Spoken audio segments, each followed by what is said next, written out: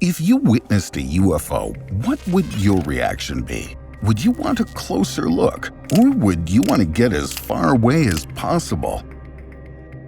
And you go, whoa, what's that? And then you see the tic-tac, and then we do all the chasing of the tic-tac, and we turn, we're right there. And we turn around, and there's no whitewater. It's just blue as far as you can see. So at that point you go, okay, what was it doing? Because there was obviously something there that's not there. Before much of the U.S. government's classified documents regarding the military's past experiences with UFOs in the past few years, those who had encounters that were not classified have been sharing their stories about very similar craft that they witnessed. One of these people was former Navy pilot David Fravor, who shared his story on Joe Rogan's podcast. But it's a capability that we do not possess, to my knowledge. During a routine defense training exercise in 2004, he was made aware his real mission on that day was to investigate something that the radar system had been picking up for the past 2 weeks. Unidentified objects were dropping down from high altitudes before they would disappear off the screens entirely.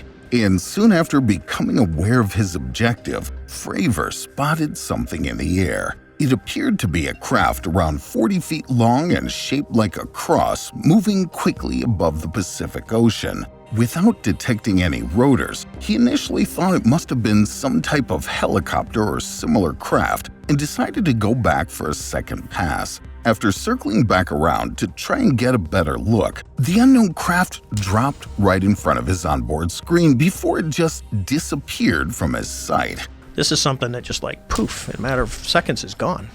He could not believe the speed that the aircraft moved out of his detection, beyond possibly encountering extraterrestrial beings. The type of technology that Fravor witnessed would change methods of air travel forever. And I said, oh, you can look. Well, they were observing, because they're coming down and watching. Number two is they were communicating, because I think, in my heart, I think there was something under the water. I don't, what it was doing there. But when we went back. But former military members aren't the only ones who've had significant experiences with UFOs. Post Malone went on Rogan's show for a 4-hour interview in which he revealed his multiple encounters with UFOs. I was looking out the window with my cousin, and it's just a light that just stays there and then just goes off. They had started when he was 16, living in New York, when he and his cousin saw a strange light in the sky that hovered in place before disappearing in an instant. To this day, he says he still can't explain it. Other sightings he spoke about occurred in Utah, where his main house is located, as well as a sighting of something strange in the Southern California suburb of Tarzana, where he and several other people saw something like a classic force field, like a dome in a circular shape. It sounds corny, but like a classic force field. Whenever you think of a force field, and it just kind of goes like this, and it's kind of like a dome in a circular shape. And it just goes like this and goes back in. Are there more sightings and encounters with aliens that we don't know about simply because people haven't spoken of it? Human encounters with aliens have been reported far back in our species' past, with many believing that some pieces of ancient art depict visitors from another world visiting the Earth.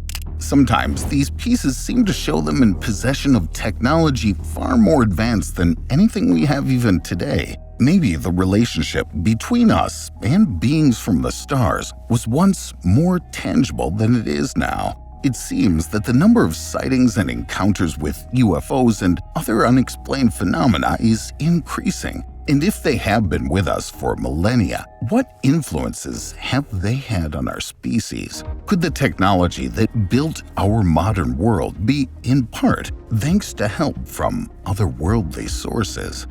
Thanks for watching. If you enjoyed this video, be sure to check out our other content unraveling the many mysteries of the universe, like the insane space mysteries that keep physicists up at night.